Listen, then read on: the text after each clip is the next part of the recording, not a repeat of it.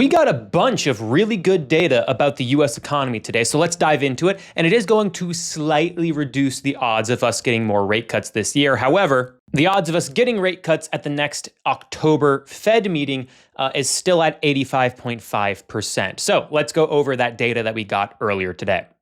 Now, the most important bit of data here is the GDP numbers for Q2. So the US economy grew at 3.8% as compared to 3.3% in the previous quarter was actually a shrinkage. So the US economy is still expanding. So that's a great thing to see. Also, durable goods orders. This is a forward-looking indicator for demand of goods from the US economy. And it is actually showing a pretty good sign for the manufacturing sector and for demand in general. Across consumption markets. So that looks pretty solid.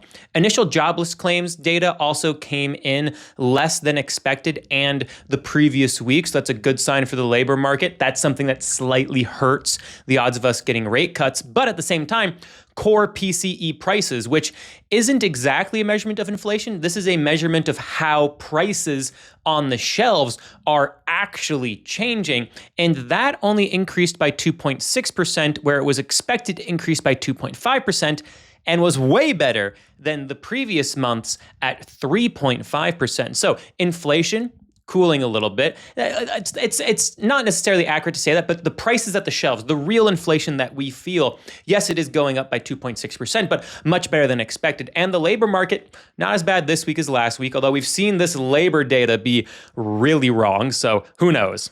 Overall, this is painting a very good picture for the US economy at this current point in time. A lot of these data points will be slightly revised in about 3 weeks' time, so we'll see how this all shapes up. But overall, this is looking pretty good as of right now. Our odds of getting rate cuts in October have lowered a little bit, but as we went over, they're still very, very high. So that is the macro update for the day. Hope you're having a good day. Do good things. Be good people.